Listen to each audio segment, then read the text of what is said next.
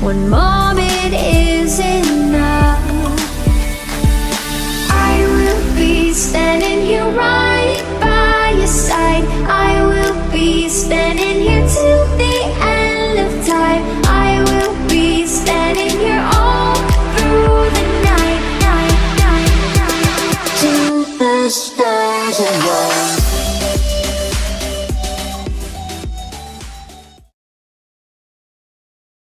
So hello and welcome back to my channel, or welcome. Today I'm hoping to sound a little bit more human. My first video, I was very nervous. I didn't like talking on a mic, but we'll see what happens today. Hopefully I sound a little better. My husky mute is coming over to say hello. Ezio is my service dog in training.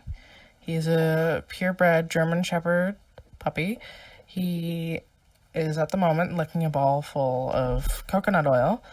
But, so if you hear dogs walking around in the background like that, I do have two of them. And the one will rile the other one up. So I will try and cut out as much of their antics as I possibly can. But today we're going to go over some laws and some regulations of service dogs and their handlers, or miniature service animal, such as miniature horses. We're going to go over the difference between emotional support animals and service animals, because that is a huge confusion there, and a lot of people don't understand the difference between an emotional support animal and a service animal. So I'm hopefully going to help educate on that as well, but we will get back to that in a bit. But for now, I apologize if you hear tapping, that is me. So let's take a look at these regulation laws. So I am on the BC ministry site, the government BC ministry site, I believe, the government site. So the rights of a certified dog and handler teams under the Guide and Service Dog Act, certified dog and handler teams have the same rights as people not accompanied by dogs, provided the dog is well behaved. A team cannot be denied access. So the dog has to be well behaved in order to access, and business owners, this is one of the rules I will get back to, but I will just give a quick brief explanation of it.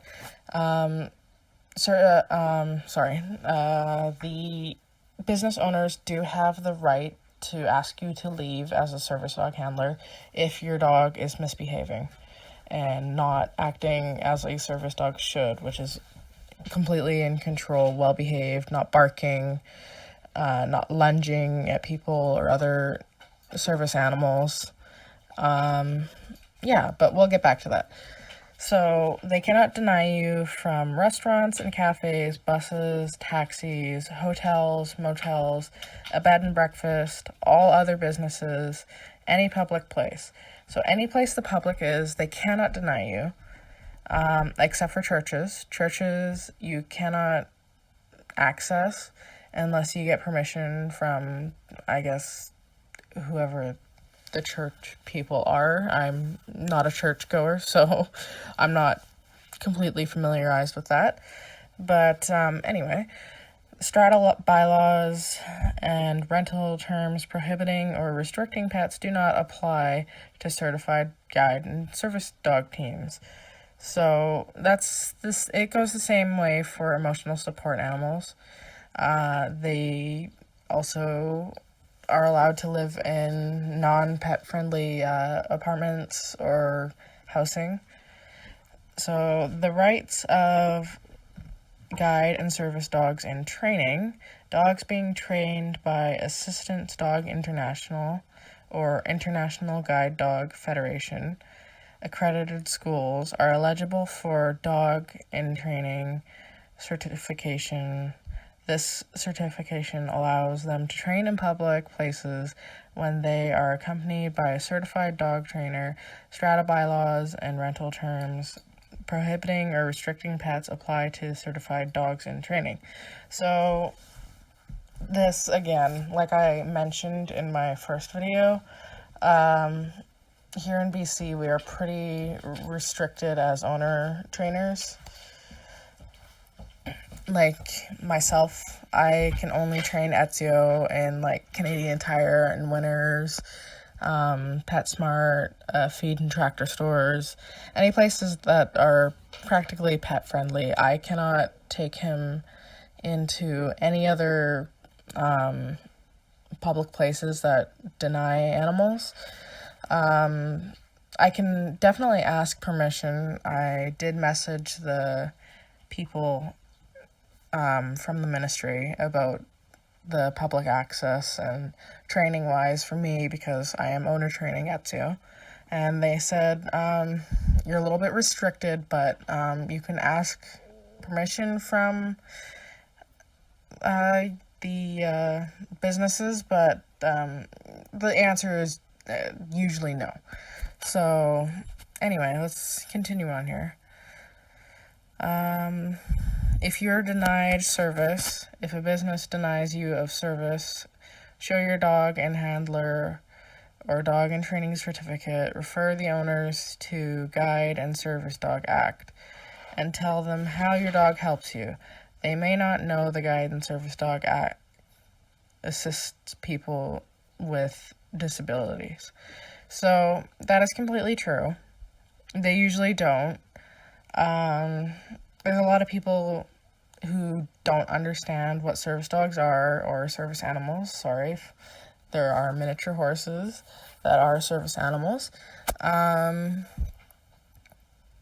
People don't really fully understand how we do need these animals, but people don't understand that it's not just, oh, lucky me taking a dog out in public everywhere with me, and you wish you could take your dog everywhere with you. No, I'll get back to that in a bit. That'll probably be another video. But